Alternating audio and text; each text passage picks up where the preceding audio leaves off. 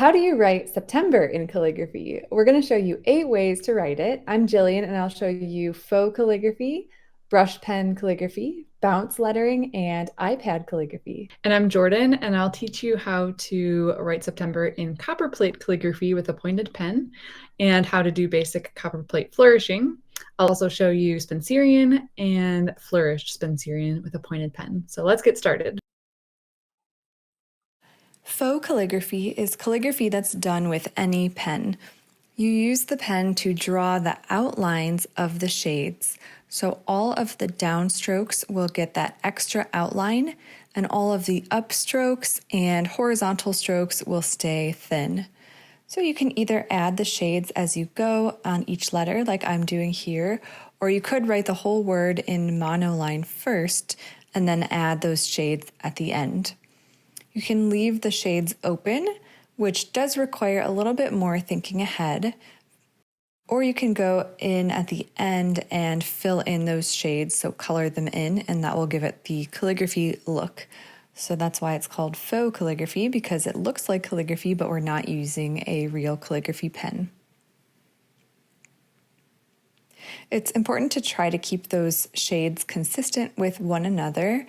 That comes with practice, but even still, it's sometimes a struggle these days to keep those consistent.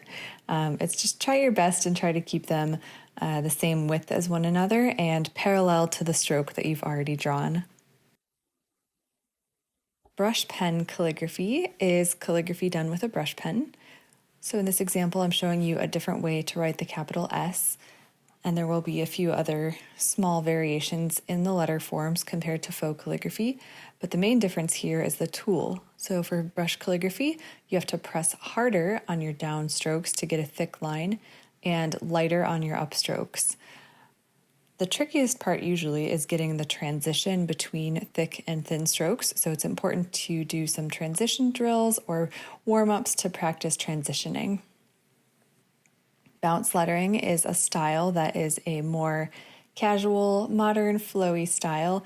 I'm doing it here with a brush pen, but the style itself, you can see there's variation in how high and low the strokes go compared to normal. It just looks a bit more casual, and you can kind of feel free to break the rules as long as you still keep the basics in mind. iPad calligraphy is done on an app called Procreate, and I love iPad calligraphy, especially because there's an undo button, which you'll see me use here. If you do a stroke that you don't like, you can simply press undo and it will erase it, and you can try again, which is pretty nice. We've created this brush here that I'm using to have some color variation within the stroke, which makes it look so nice and helps with your transitions. Pointed pen copperplate is a style, so pointed pen is the tool, and it's a pen that you have to dip into ink. So anytime that the hand goes off screen, that's because there's a little jar of black ink off to the side that you need to dip the pen in order to refill it. Copperplate is the name of the style that we're using here. And you can see there are guide sheets behind the piece of paper. So we're using calligraphy guide sheets with a piece of marker paper on top so that you can kind of see through the paper to the guidelines underneath.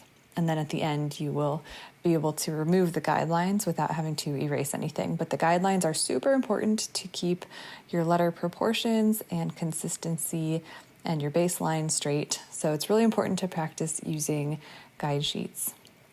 So the copperplate style, this is showing you a basic way to write the letters in copperplate. And then next, we're going to show you a variation on the S, as well as how to flourish the copperplate. So here's an S variation. And for flourishing, we're going to start by writing the word pretty much the same as we did before, with a few differences, such as that P. So at the end, we will add a flourish on the base of that P and a few other spots. So you could add flourishes as you go, but our approach is to add them at the end so that you have the main word already written, and that helps with balance and spacing and making sure that you're not going to run into any other letters when you add your flourishes. So you can see the top of the B here, we left off that loop because at the end we're going to add a flourish to that loop. So this is our skeleton method. Okay, so here we've got a nice flourish at the end of the word. And the cool thing is you can do a flourish and you can either stop or you can keep adding on to it to make it more complex. The B is a great spot to add a flourish, as well as the T crossbar. Next up is Spencerian, which is also being done here with a pointed pen. You can do this with other tools. For example, we have a whole iPad Spencerian course that teaches how to do this style on an iPad, but traditionally you'll see it done with pointed pen.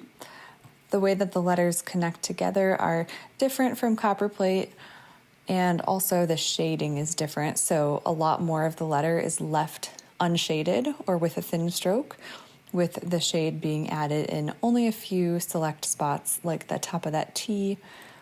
Here's another variation of how you can do the capital S in Spencerian with a flourish being added there. Then for the rest of the word, we're going to create the base of the word and add a flourish at the end. So we'll do a complex flourish at the end of the word coming off of the letter R. So up until now, the word is pretty much the same as it was right above, but here we're going to make it extra special by adding this flourish at the end, circling it back through, and then crossing the T.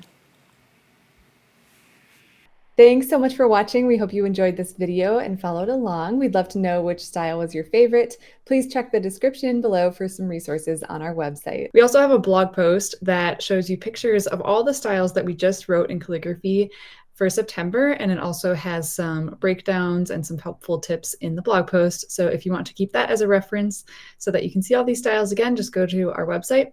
Also, if you liked this video, make sure to subscribe so that you can watch more videos on our channel.